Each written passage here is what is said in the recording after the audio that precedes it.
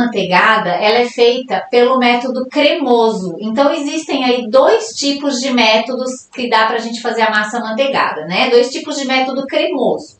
Então, existe o método cremoso tradicional e o método cremoso reverso ou inverso. Então, às vezes, você pode ver em algum tipo de receita, né? Isso. E antes da gente entrar aí propriamente nos métodos, é importante que você saiba, né, os tipos de método de preparo de cada massa, porque quando você vê uma receita, por exemplo, você já vai ver ali, você pelos ingredientes, você já vai identificar o tipo de método que você vai poder fazer com essa massa, né? Então é importante você conhecer os tipos de massa, os tipos de método, se você quer fazer um bolo de festa estruturado. Qual é a diferença entre eles? O método cremoso tradicional, a gente começa pelo preparo de bater a manteiga com açúcar na batedeira, né? E aí a gente forma um creme branquinho, esbranquiçado, e a gente vem com os outros ingredientes. Esse é o método cremoso tradicional. O método cremoso inverso ou reverso, a gente bate primeiro os secos com a manteiga, no caso a farinha de trigo, né?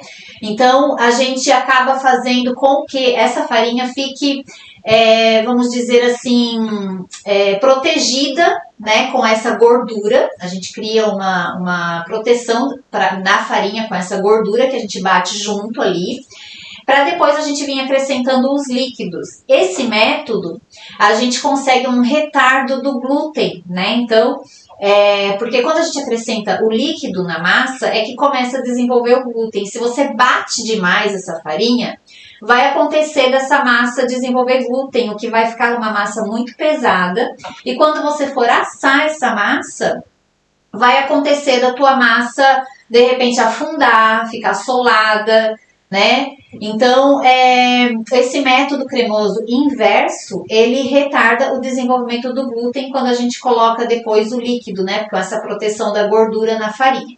E tem algumas massas que pedem esse método por ser uma massa mais densa, com os ingredientes aí numa proporção que vai deixar a massa mais densa.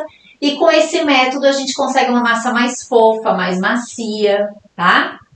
Então, para você conhecer aí os tipos de método que dá para fazer com a massa amanteigada, tá?